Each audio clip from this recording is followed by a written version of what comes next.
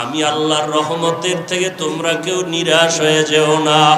আমার দরবার বড় রহমতের দরবার। আমার দরবার সারিয়া বলো বান্দা কোন দরওয়াজায় যাইবা।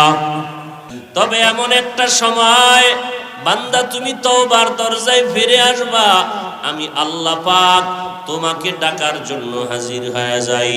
যোহর আসর মাগরিব এশা ফজর না, এমন একটা সময় আমি তোমার ডাকে সাড়া দেওয়ার জন্য হাজির হই।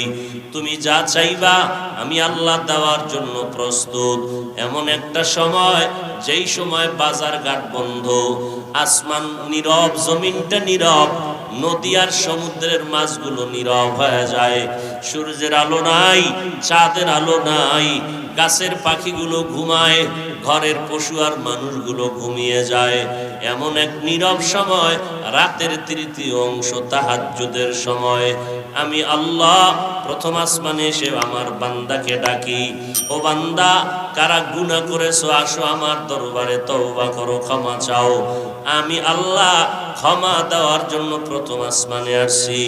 ও বান্দা তোমার রিজিকের প্রয়োজন, আমার কাছে রিজিক চাও, আমি আল্লাহ দেওয়ার জন্য রেডি হয়ে আসছি।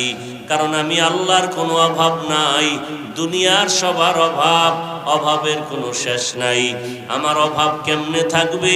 আমার তো কোনো ছেলে নাই, আমার তো কোনো মেয়ে নাই, আমার কোনো পরিবার নাই, আমার কোনো স্ত্রী নাই, আমি কারো থেকেও জন্ম নেই নাই, কাহাকেও জন্ম দেই নাই।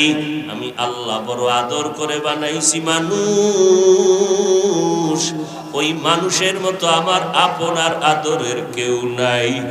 আমি আল্লাহর যদি ছেলে থাকতো, আমি ছেলেকে আগে দিয়ে তারপরে তোমাদের দিতাম। আমার মেয়ে থাকলে আমি তাকে আগে দিতাম, তারপরে তোমারে দিতাম। দুনিয়াওয়ালারা দিব দিব বলিয়া দেয় না, কারণটা কি? তার নিজের পেটের ক্ষুধা, সন্তানের ক্ষুধা, স্ত্রীর ক্ষুধা। এত মানুষের ক্ষুধা নিবারণ করিয়া অন্যকে দেওয়ার আর থাকে না, সুযোগ থাকে না, সম্পদ থাকে না। আর আমি আল্লাহ পাক, আমার তো কেউ নাই দেওয়ার মতো।